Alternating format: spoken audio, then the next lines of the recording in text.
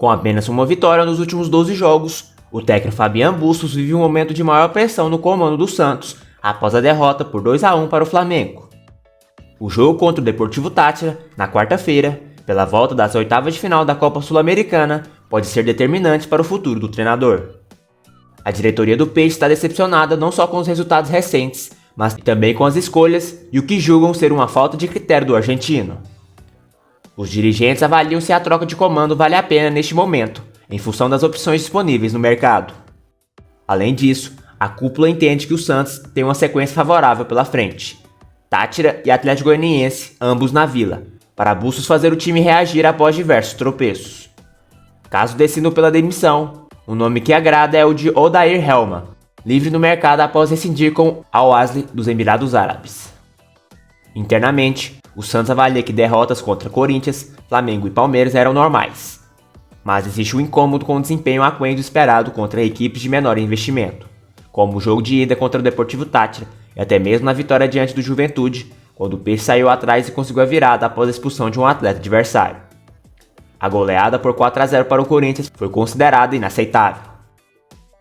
Sobre as escolhas recentes do treinador, a diretoria vê teimosia em algumas decisões e entende que Bustos mostra pouco repertório e insiste em equipes sem criatividade no meio campo, como foi contra o Flamengo, por exemplo, quando o técnico optou por escalar 4 atacantes. A mudança de critério em relação às utilizações de Carlos Sanches e Ricardo Goulart, antes preteridos e agora opções em jogos importantes, é outro ponto que intriga os dirigentes. Bruno Oliveira demorou meses para estrear, tem ido bem e não ganha sequência. Na entrevista coletiva após a derrota para o Flamengo, Bustos foi questionado sobre o momento de pressão e fez uma análise de seu trabalho à frente do Santos. Além disso, o técnico também cobrou a contratação de reforços. Tenho que fazer meu trabalho, tratar de ser competitivo e conseguir os resultados. Essa é uma equipe que quase caiu no Paulistão. Chegamos ao final, vencemos o último jogo e conseguimos nos manter na divisão. Algo que nunca havia passado, uma vergonha muito maior. No Brasileirão, vamos competir, ser parelhos em quase todos os jogos. O jogo que a gente jogou mal foi contra o Goiás como visitante. Na Copa do Brasil, passamos em 3 fases. Vergonha foi o que passamos da outra vez, contra o Corinthians. Na Sul-Americana, agora temos a chance, em casa, de passar e continuar conseguindo. O Brasileirão também, tentar seguir ganhando, avaliou o argentino. A realidade é que todas as equipes estão se reforçando. A janela abre de 18. É um tema que eu não controlo. Você sabe mais do que eu. Como está a situação? Como estava no último ano? Por que está difícil contratar? A realidade é que seria bom ter mais jogadores e ser mais competitivos. Desde o fim de fevereiro, no comando do Santos, Bustos é o técnico com mais tempo de trabalho na gestão do presidente Andrés Rueda. Diante da incerteza sobre a permanência de Bustos, o Santos está atento às opções de treinadores no mercado. Odair Helman é bem avaliado após trabalhos considerados bons em clubes com elenco mediano, como Fluminense e Inter. Renato Gaúcho, também livre no mercado, é um nome improvável. O Peixe não o vê como um perfil para o momento e é visto como caro em um primeiro momento. Enquanto isso, Bustos prepara a equipe para enfrentar o Deportivo Táchira. Com um empate em 1-1 na ida na Venezuela, o Santos precisa vencer para avançar às quartas de final da Sul-Americana. O novo empate levaria a decisão para os pênaltis. Santos tem interesse na volta de Neymar, que está de saída do PSG. A possível saída do atacante Neymar do Paris Saint-Germain, da França, desta janela de transferências de meio do ano, agitou o noticiário mundial. E obviamente mexeu com os torcedores do Santos, que sonham em ver o camisa 10 da seleção brasileira voltando ao clube que o revelou.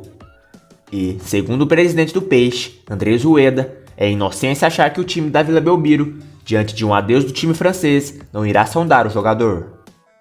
Durante a reunião do Conselho Deliberativo do Santos, realizada na noite desta terça-feira, dia 28, Rueda pediu para que os associados do clube confiem nele e, sem dar detalhes, revelou que existem ações envolvendo Neymar e Santos em andamento. Abre aspas. Hoje, terça-feira, recebi mais de 70 ou 100 mensagens sobre Neymar. Gente, esse conselho deliberativo e essa gestão vieram da mesma chapa. Vocês votaram nesse presidente e espero que confiem um pouco mais em mim. Pedir ou achar que não vamos fazer alguma coisa em relação ao Neymar chega a ser até inocência. Mas não é na imprensa que vamos falar. Existem maneiras de fazer. Aqui no Conselho Deliberativo, me desculpem, eu não posso comentar. tem estratégia. No comitê de gestão temos algumas ações nesse sentido. Fecha aspas, disse o mandatário santista. Apesar de ter contrato com o PSG até 2025, a continuidade do atacante brasileiro na equipe francesa vem sendo colocada em xeque desde o início da semana, quando o presidente do clube, Nasser Al-Nassr Al-Khelaifi, afirmou que uns jogadores virão, outros irão, mas são negociações privadas. Nesta terça-feira, o assunto ganhou força, pois segundo o jornal espanhol El País, o pai do jogador, inclusive, já havia sido informado de que o brasileiro não está mais nos planos do time francês. Porém, o All Sports apurou que o Santos rodou Neymar pai sobre a situação e ouviu que a notícia não procede. O próprio Neymar negou informações a pessoas próximas. O Santos de Rueda mantém contato frequente com o pai de Neymar para garantir seu retorno no futuro. O Peixe não pensava em repatriá-lo agora, mas, se houver uma chance, a tentativa será feita. O Santos acredita que, se Neymar sair mesmo do PSG, seu destino será outro clube da Europa. O Peixe, porém, não deixa de sonhar e espera algum sinal do menino da Vila para tentar seu retorno antes do imaginado. No programa Os Donos da Bola, o apresentador Craque Neto comentou sobre: Dá uma banana pra esses caras, irmão. Sai do Paris Saint-Germain. Não fique aí. Vem pro Santos. Faz um empréstimo. Eu não quero jogar aqui Liga dos Campeões e o caramba. Eu vou jogar o Campeonato Brasileiro, Copa do Brasil. Você traz mais uns 3 junto com você. O Santos ganha o título brasileiro. O Santos é o que vai ter mais audiência na televisão. A Globo vai nadar de braçadas com os patrocinadores. Você vai voltar pra sua casa, da onde você saiu. E não vai pro Real Madrid, não vai pro Newcastle, não vai pro Manchester City, não vai pro Bayern de Munique. Vem pro Santos. Você vai ser campeão do mundo jogando com a camisa do Santos. Você precisa desse dinheiro que você tem aí para receber?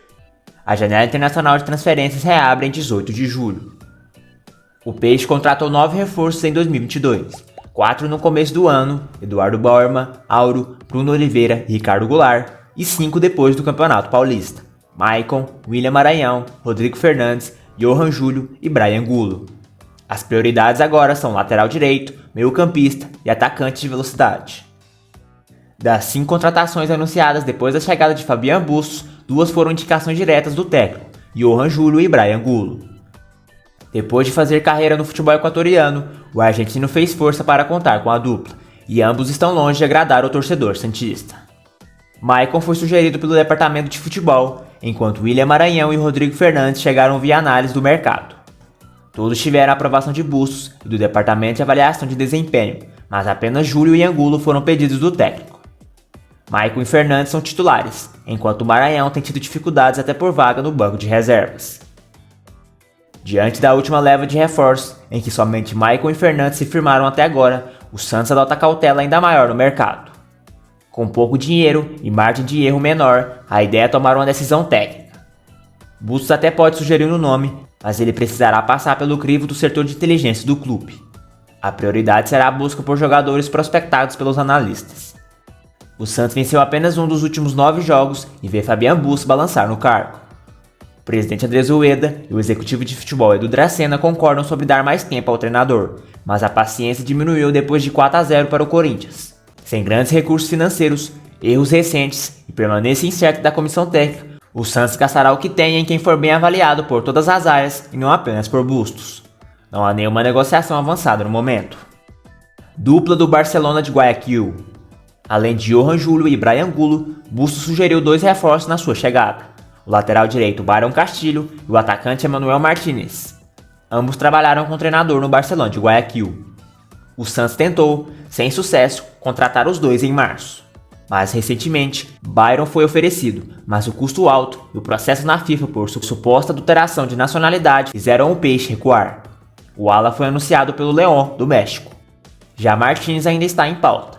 O atacante argentino é uma indicação de Fabian Bustos, mas também é muito bem avaliado pelo departamento de análise de desempenho. Os valores envolvidos são altos e o Santos só irá avançar se o Barcelona acertar um empréstimo ou pagamento parcelado. Saídas.